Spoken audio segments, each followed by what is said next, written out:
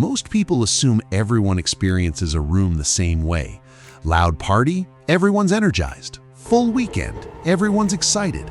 Non-stop notifications, everyone just powers through. But that's not true for a specific slice of the population. And if you've ever felt your energy drain twice as fast as everyone else's in the exact same room, you're part of it. There's a silent minority walking around you right now. They hold jobs, run teams, host dinners, close deals. But underneath, their brain is running a completely different operating system than the one society assumes everyone shares. Nobody handed them a manual for it. Most of them spent years thinking something was wrong with them before ever realizing this is just how they're built. Today, 9 signs that you're one of them. Patterns so ordinary you've probably never questioned them because you assumed everyone operated this way. And sign number 6 shows up specifically in how you use your phone, something almost nobody ever connects back to their wiring. By the end of this, you'll probably recognize yourself in at least 6 of the 9. Let's get into it. Forget shy versus outgoing.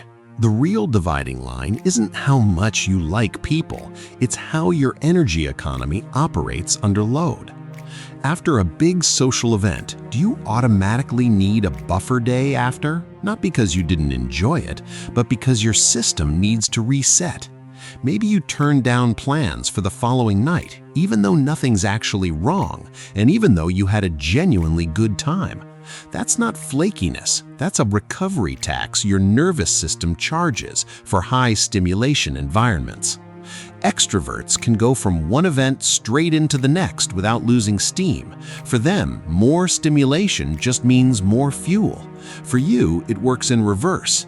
If you're mentally counting down how long until I can leave halfway through a fun night, that's not you disliking the people you're with. It's your energy meter running on a completely different currency than theirs. Notice when your best answers actually show up. In a live meeting, you stay quiet, contribute little in the moment, maybe just nod along.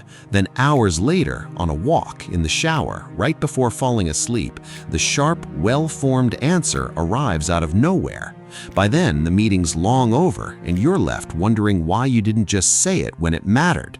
That's not slowness, and it's not a lack of confidence either. Some minds simply process sequentially and internally, rather than live and verbally. They need to run the idea through several silent drafts before it's ready to leave the building. Group brainstorms are built for people who think out loud, refining their idea in real time in front of an audience. You think in private, then speak in public, polished, and that order rarely flips no matter how much pressure you put on yourself to just say something in the room. This is where most people miss their own wiring completely, because they assume this type can't function in competitive environments. Wrong.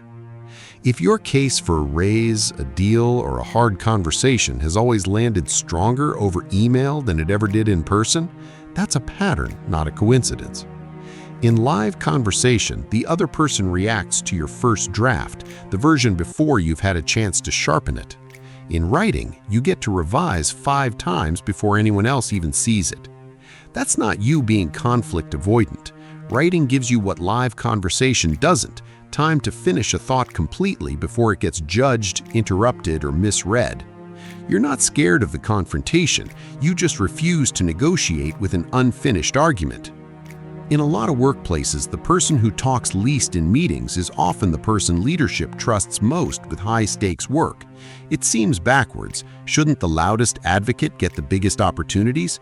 Sometimes, but not because they campaign for it, but because when their input finally comes, after everyone else has already said their piece, it's usually accurate, and it's usually the thing that actually moves the project forward. Over time, people start to notice the pattern. They stop needing you to raise your hand. They just start routing decisions through you directly, quietly, without ever making it official. If that sounds familiar, that's not luck, and it's not politics. That's a reputation built entirely on restraint. You can work a room when you have to. You can shake hands, hand out a business card, ask the polite question about someone's weekend, but it costs something. Every single interaction feels like a small performance you have to recover from afterward. Now compare that to one real conversation over coffee with someone you actually connect with, where 30 minutes disappears and you leave more energized than when you sat down.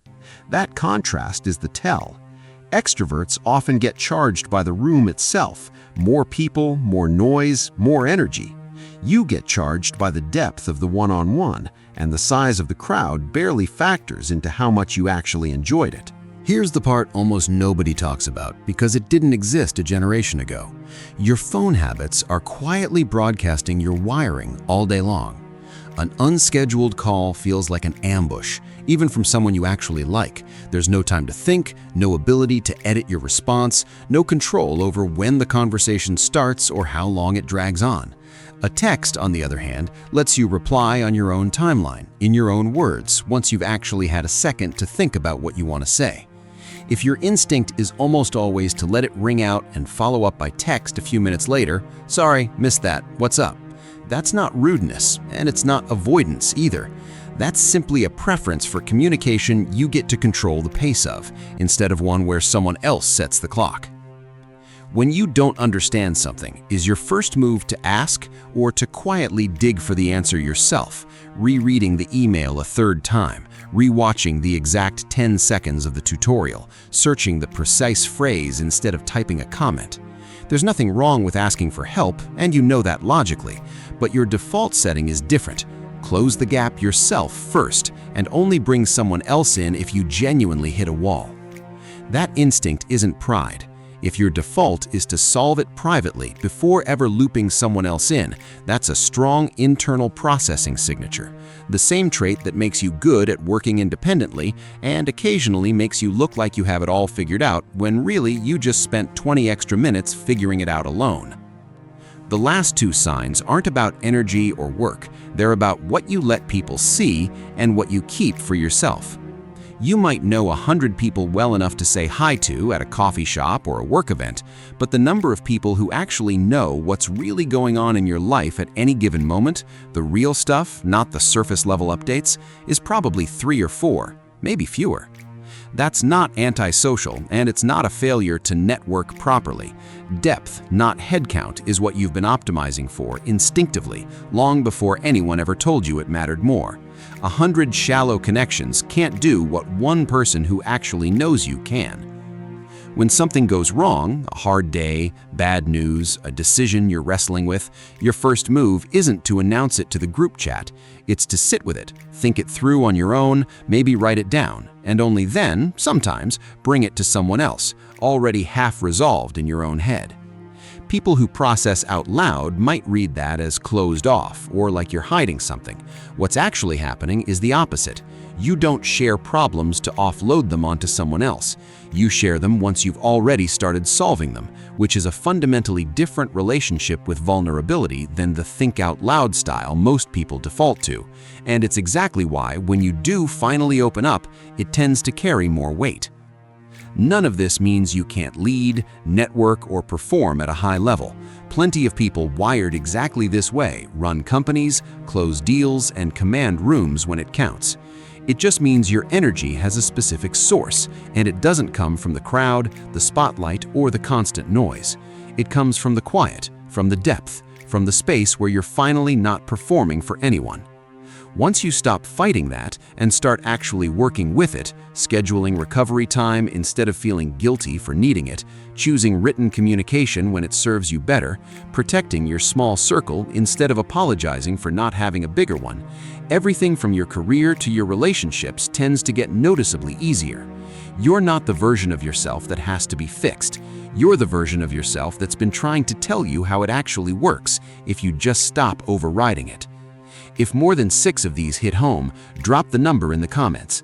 And if this helped you understand yourself a little better, subscribe for more breakdowns like this every week.